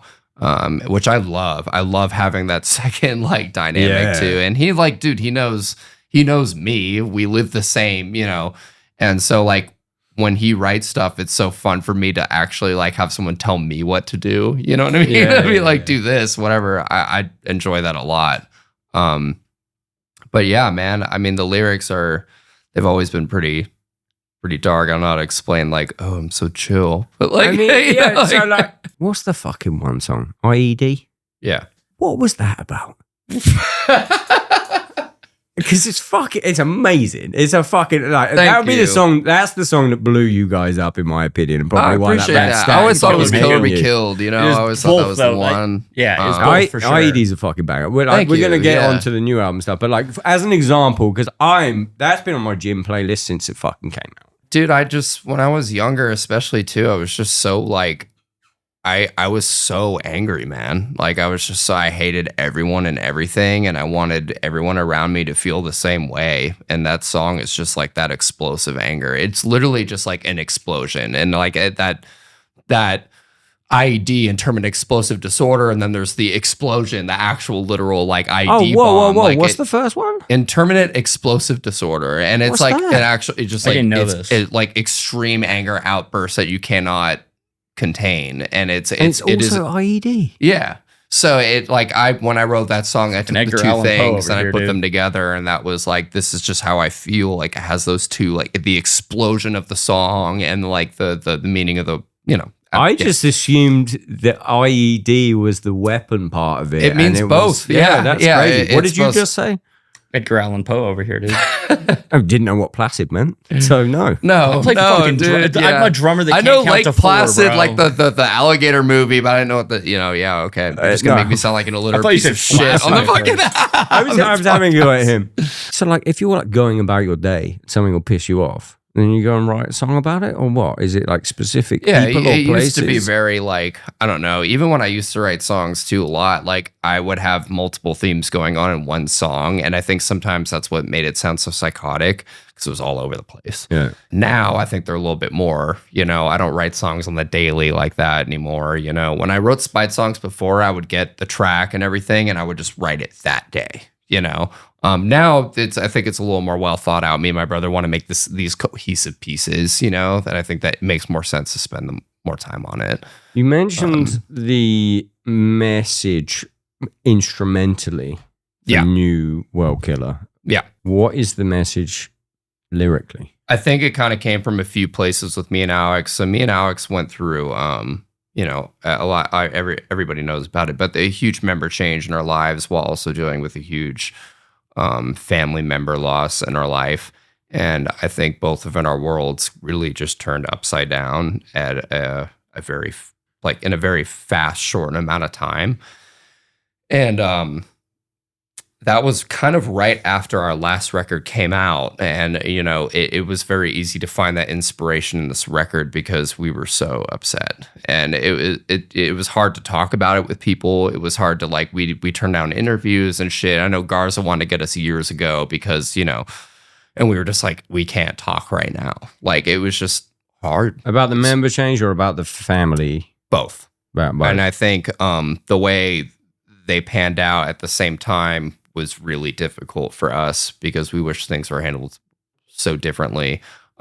It created a lot of resentment and anger, and I couldn't dive into all how deep these personal issues were, but it made it so easy to write this record. It's a lot about just me and Alex standing up for ourselves and expressing those feelings and Looking Glass and Gavel and a disaster. And it's just like, not only the personal things, but everything going on with that world felt like it was crashing down at the same time. And it was just like, okay, fuck you. Like, and this was the New World Killer, you know, at the end, that's when we came out with the album name was towards the end of the record when we had the lyrics written out and we were able to like kind of be like, okay, this, what sums up all of it, you know? And then we did New World Killer at the end. What do you think you would have done with all this anger if you didn't have music? I don't know, man. I mean, I drink a lot still, but like when I was younger, I drank a lot. And I definitely had like a very bad problem with it. And I think that definitely stemmed into me not being able to control those things very well. And I took a year and a half of sobriety at one point just to you know, clear everything. And I think that really helped me compartmentalize where I can put those things because I want to be a happy person. I want to live a happy life.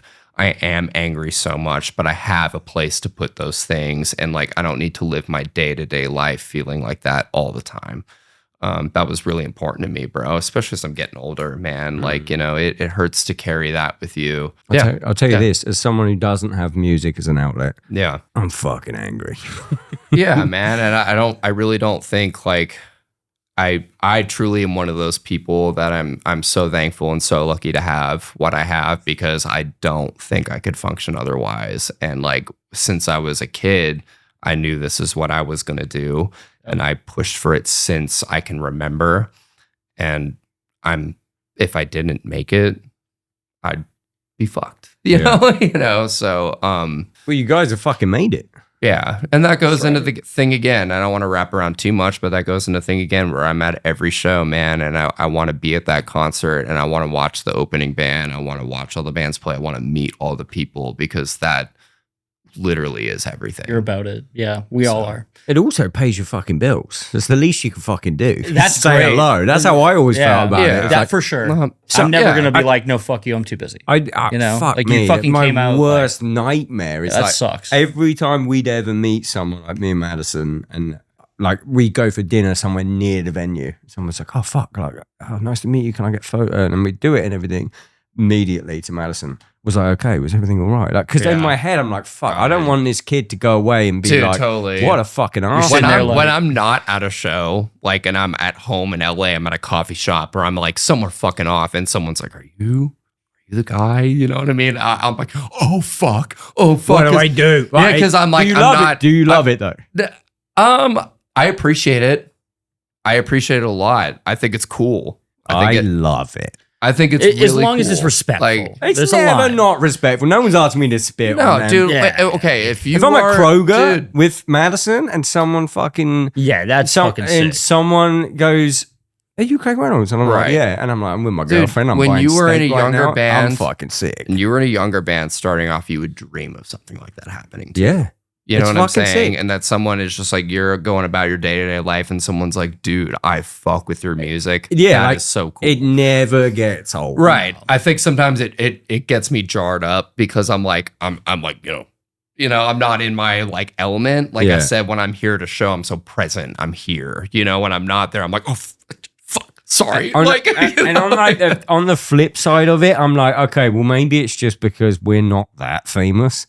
And it's like, imagine that happens every time you go out. Like, yeah, Right. actually, Like you're maybe fucking like Harry Styles. someone shit, might catch you on a day where you're like, For fuck, sure. I just want to go and buy fucking Right. Kleenex. Yeah. Not for wanking. I've got a cold. It's for sure for Wake. I got a girlfriend. I don't have to wank. She does the fucking dishes on time. She gets fucked. Holy shit. Simon, leave it in because it's obviously satire. I know that's right. That's right. See, she's We got a that's fine. right in. She's safe. She's got her favorite music. The AC's on. It's fine. But just real quick, just to like what he was saying about like being here for it and like being passionate about it. I think like when I came into these guys' lives, it was like a month removed from like hell. And I'm telling you, when you're going through hell, the last fucking person you want to see is me because I'm a jester. The least serious He person. is Yeah. jovial. Yeah. And it's like, How old are you now? I'm 28 now. but- Getting on though. But Wrap it up. Start but getting at the miserable. time, like I'm a green guy. And when they met me, I had done one tour. I know. And they didn't know that until I was in the rehearsal space. But like they're Did you keep that information from them? Well, No, not I didn't intentionally. know. You told Alex. I didn't. They hit me. I was like, "Hey, can you film this tour?" I'm like, "Yeah, no problem." I'm a touring guy now. From what? I- Instagram? How did this yeah. happen? Ash Pearson from Revocation was supposed to fill in, but then Revocation got a tour, and me and Ash at one point had not shared a space, but we were in the same building. And one night he heard me drumming and like came and said, "What's up?" And we just drank beer and talked till like 3 a.m. And he was like, "What do you want to do?" He's a legend. Ash, if you're watching this, you're the Right. fucking goat. I love you, Yeah. man. But I think like off the bat though, like these guys were going through it, and the first thing we bonded about was how fucking like much we love doing this authentically.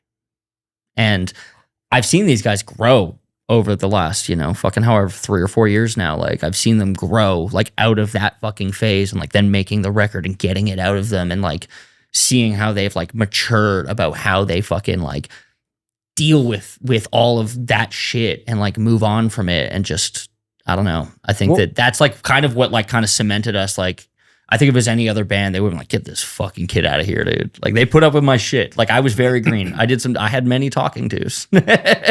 You know? Good for you. Yeah. Fucking clip. But that's what I always clip his fucking wings sometimes, being a bit fucking Larry on text. I'm like, I'll just be shorter on this text. Spite He'll get has the always message. had this reputation of being sometimes difficult to work with, or that we're just harsh people or whatever. And I understand. I'm not like totally like, fuck you for saying that. I understand. Like, I grew up in a restaurant business. My dad was the owner of many restaurants, and I watched him growing up, and I have this like certain work chef ethic brain. that I keep with me. And like, it's just like when someone is doing something, you have to let them know. You have to let people know when something is going wrong or anything in general. And I Chef think brain's good. yeah, I mean, yes, it's a blessing and a curse, but I do think it has created this level of who makes the cut and who can't hang. And Travis was a perfect person who was just like, that guy's his own personality, but when he met us, he understood and he got it, and he was like, oh, okay. And then he took on the assignment. And I take that with any of my like tour managers or merch people or anything, and like people that can like take criticism, not be like, oh, Darius hates me, he's pissed off at me. It's like, oh, he's just letting me know like this needs to be this way. And I don't think there's a problem with that. And I think that is a problem in general with people, is that like it's not confrontation, it is direct communication. I live in your world, brother. It makes it makes everyone happier, it makes everything better. And I just wish that more people could get on board with that. Then again, I understand people don't. And I know why that comes down hard. I live for it. I live for the chef brain. No, this is shit. Do it again. But literally behind that is like, I love you. It's because I care so much about what you're doing. Yeah. But like, I know a sentence exists where I can say both things, but I just say the first sentence. But the second one's in there. Yeah. Yeah. I love you. I care about you. This needs to be different.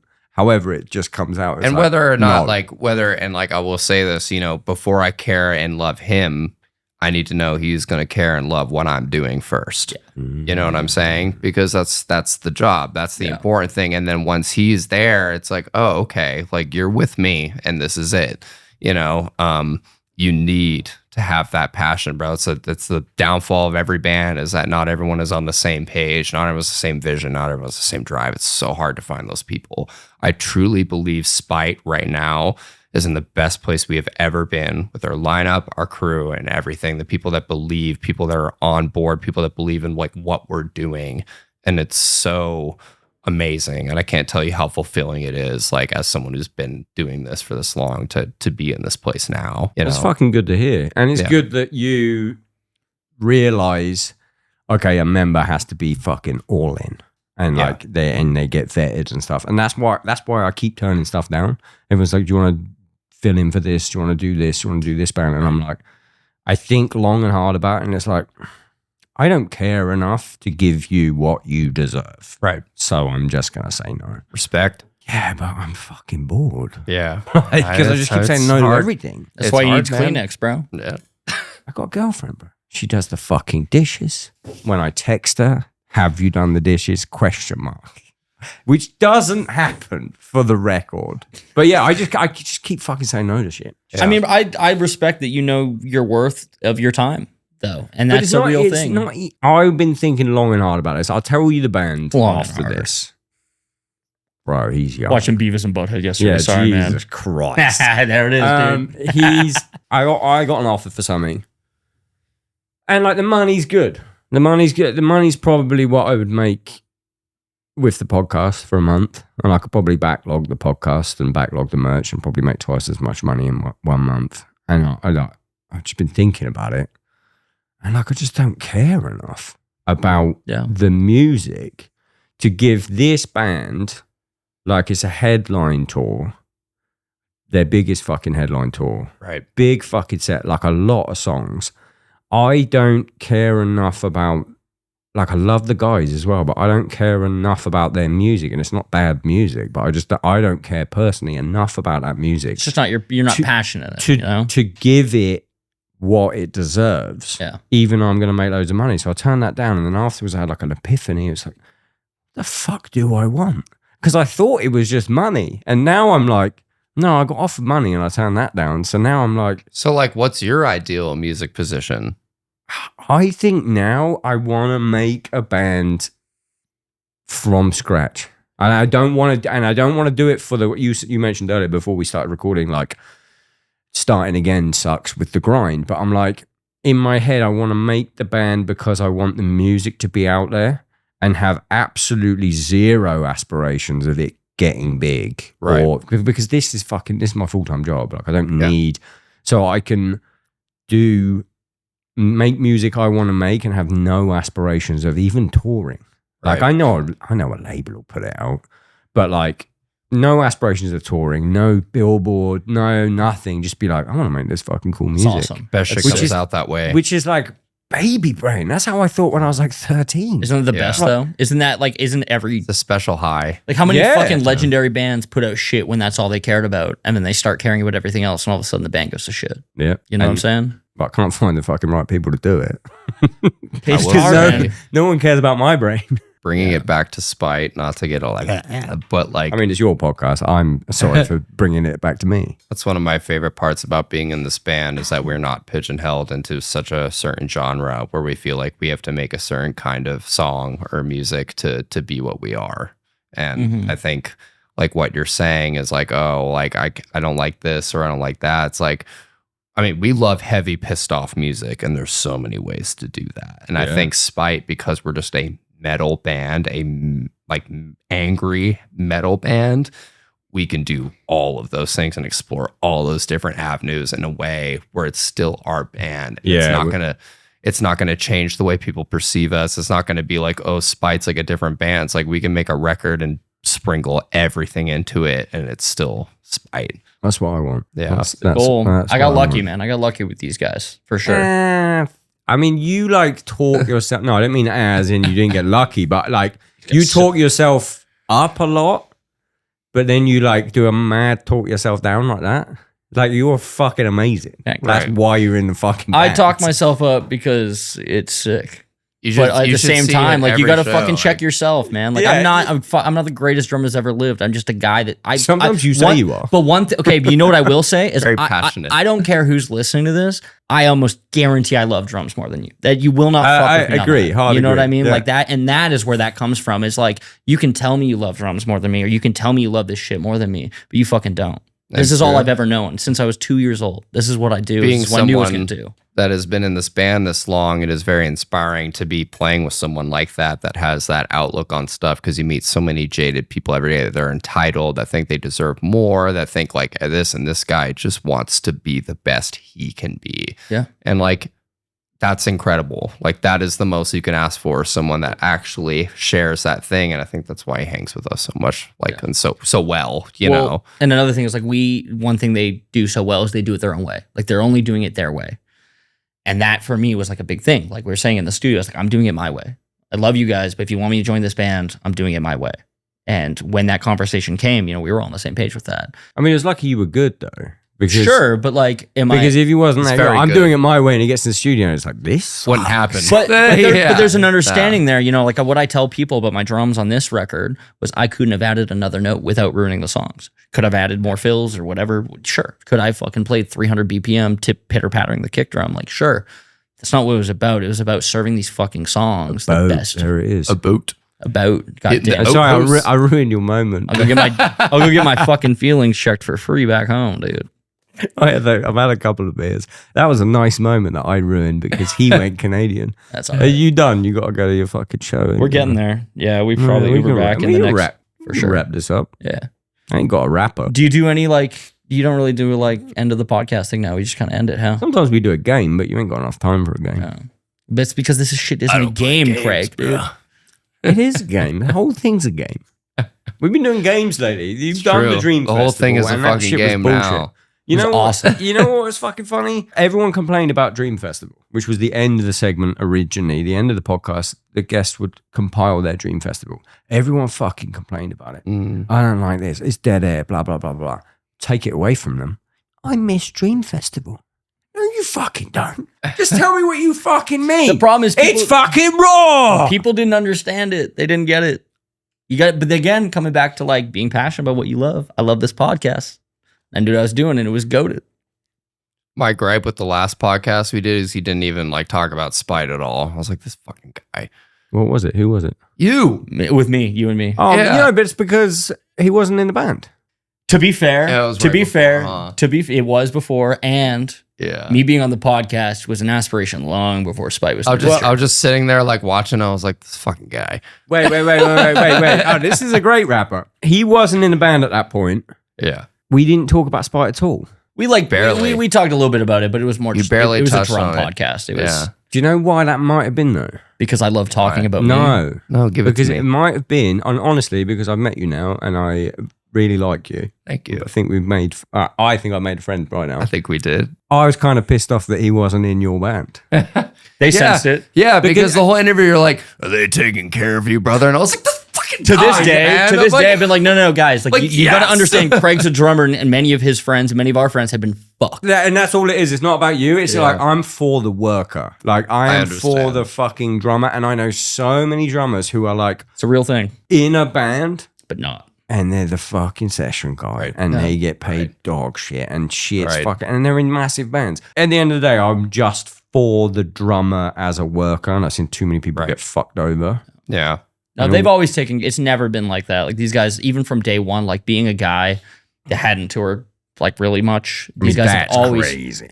I do think there's this like perception that Spite is like a bigger band than we are, and like that we just make all this money and stuff like that. And like Spite really has learned things the hard way since the beginning, between record labels and touring and people we get involved with, and it has been a climb our whole career, and it has sucked, you know, and like it really does make my relationships, the people that are on my side, so much stronger because of that. And like I think as far as Travis goes, I think everything is great. I think the communication is awesome. I think all of that is good, and I don't think there's going to be any issues. But how are you doing? You keep talking about him. He's done a podcast. How are you doing? I am on this tour. I can say that I think I've been the happiest I've ever been in my career. You know, That's since fucking I've great. been young, when like all those dreams were still so big. But right now, I'm on a tour with a young band that is shows me what I used to be like and what I used to feel, and that has given me a special thing. And Psycho Frame, who is this new band that is breaking in again, is giving me a special thing. And then like, and I don't want to make it about like headlining or anything, but like playing above a band like Amir, for me, who's someone who, when I was like 13, 14 years old, I was screaming goodbye to the gallows in my bedroom to learn how to scream. And so like that is Some bangers on it's that huge for record. me. Yep. Like it is the all around, and then the crowds on this tour and people showing up early, people staying late. It is it's very special, and like I couldn't be more happy or fulfilled right now, to be honest. You know, That's fucking great. sellout shows, whatnot, dude. It doesn't matter. Like some of them are sold out. It's so sick, and the other ones that aren't, man. But like the energy is there, and the people that do show up, and the rooms are still full, and it's cracking, and it makes me feel like I really actually like I've been doing something, you know, and all this work has really paid off, and it's cool. Well, Nashville's had a dip, but I think it's back. The last few shows I went to was pretty fucking good. I think we Right now, we're having Busy issues city. with Texas and Vegas, which Texas- is weird because Texas has always been such a great one for Spite. So it's so weird right now. Stray had the Texas dip, and we never got I out don't of it. understand, but I don't we'll know see. what it is. Too busy What- with guns. Funny what you say about is it Revenant? That's what they call Reverend. it. Yeah, with the three, the dude. threes throws me off. About like being that sort of like, for want of a better word, like father figure on the Right. tour. That's how I feel about him. Yeah. That's how I feel about him because he's a little boy. Right. Well, But I he's remember like a little like, boy that loves drums, and I'm like, oh, I used to love drums. being I'll on always be that, that the Oceano tour we did in 2017. So Slaughter to Prevail was Oceano, Versions Crown, Spite, and Cancelled. Zodiac. You cancelled now, I'm afraid. But And carry that on. was, I remember that was like a really big, like at the time, you know, like we were just kids, and you know, you look at the TM, like the merch sergeant or like the tour sergeant, you know, and it's like every year or so, just whatever. And I look at these guys, and I just want to make again like that such a like, it's my time to create an That's experience. so It's cute. you know, but like for real, man, like that is everything. That is your impression. That's how you view things. And like I think I would be a much less bitter person if I was treated well by the people that I looked up to growing up, man. You true. know. Alex couldn't be here today, and it's very important to me that people know how fucking hard that guy works. Yeah. And when we're talking about like people that make this happen, I mean, we couldn't do this without Alex. So it's important, you know, me and him are the social media guys in the band, but like it's important that people know that. Alex is We're the huge. guy Yep. cranking the machine. Yep. Like, I mean, Behind the dude, back. when we're talking about in the studio, that guy like was in the fucking trenches, you know, like we did our parts, but like Alex was working triple time. That was me. I would love to have you have a conversation with him Yeah, next yeah. time. Yeah, I'm You- sorry we couldn't fucking. It's okay. I've done 2 just downbeats kidding. now. I'll let him have his flowers next time, but I think by the next time you do it, I'll have a bigger room. that's fine. Yeah. By that warehouse you're talking about. I didn't tell them that. Actually, I need that money. Yeah. That's right. And the second thing is use code Travis for a discount on your next Downbeat or stage flight order. He's got a fucking point. What can I All right. say? That's right, guys. Fuck yeah. Thank you for having me, Craig. Thanks for coming, bro. Yeah. Peace.